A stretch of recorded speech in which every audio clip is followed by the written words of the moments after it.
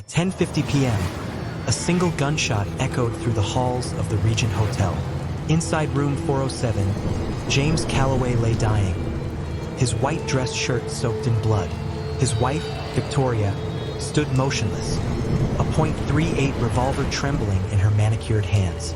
Across the room, Elena Carter, the mistress, gasped in horror. The police arrived within minutes, but the question they were about to ask would shake the city to its core. Who pulled the trigger? James and Victoria Calloway were Chicago royalty, wealthy, powerful, and admired by all.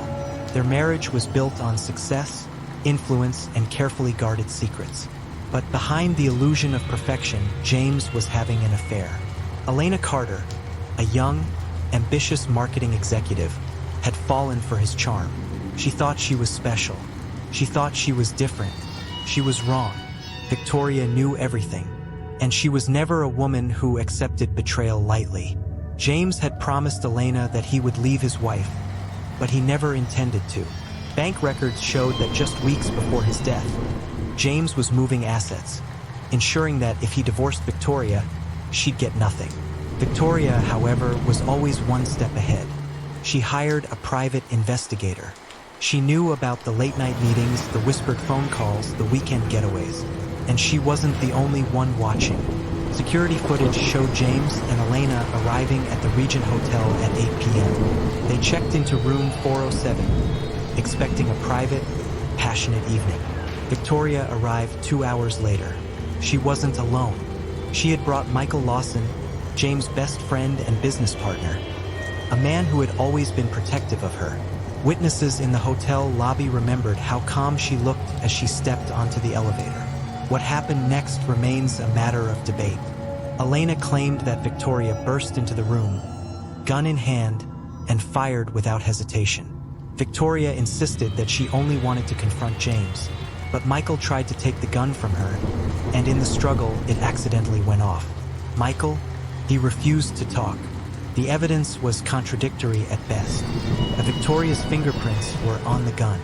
A Michael's jacket had gunpowder residue. A James' body showed bruising, suggesting a struggle before the shot. Then, detectives found something chilling. A series of deleted texts between Victoria and Michael.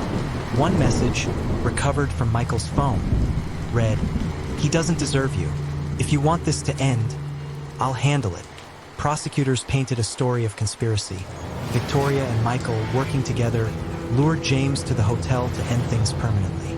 The defense argued that Michael acted alone, desperate to protect Victoria from James' manipulations. Elena, the only surviving witness, testified that Victoria had murder in her eyes that night. After 6 weeks of trial, the jury reached a verdict. A Michael Lawson was convicted of voluntary manslaughter and sentenced to 15 years in prison.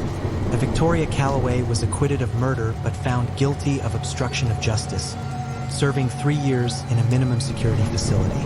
Victoria walked free after serving her time, but her reputation never recovered. Elena disappeared from the public eye.